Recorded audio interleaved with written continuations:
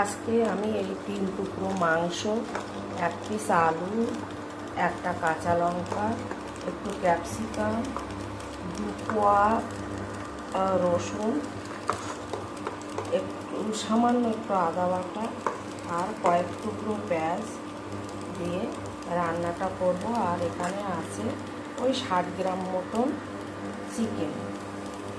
এই রান্নাটা আমি কিভাবে করছি দেখে নাও। প্রেশারটা বসিয়ে দিয়েছি, প্রেশারে রান্না করব। তেল আমি দিচ্ছি দেখো কয়েক ফোঁটা, 3 আন্না। আমি দিয়ে দিচ্ছি পেঁয়াজ, আদা, রসুন।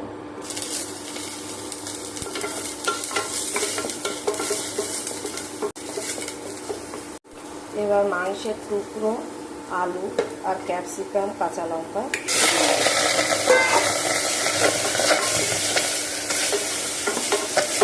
দিয়ে দিচ্ছি অল্প একটু জল।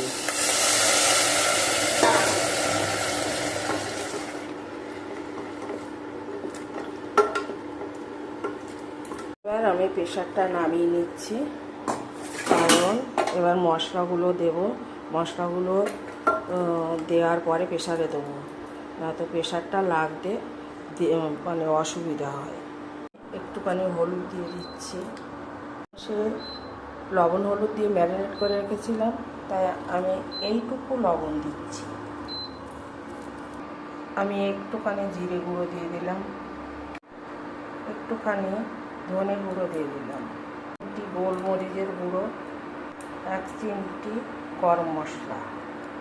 এতে অল্প একটু জল দিয়ে প্রেশারের মুখটা আটকে দেবো।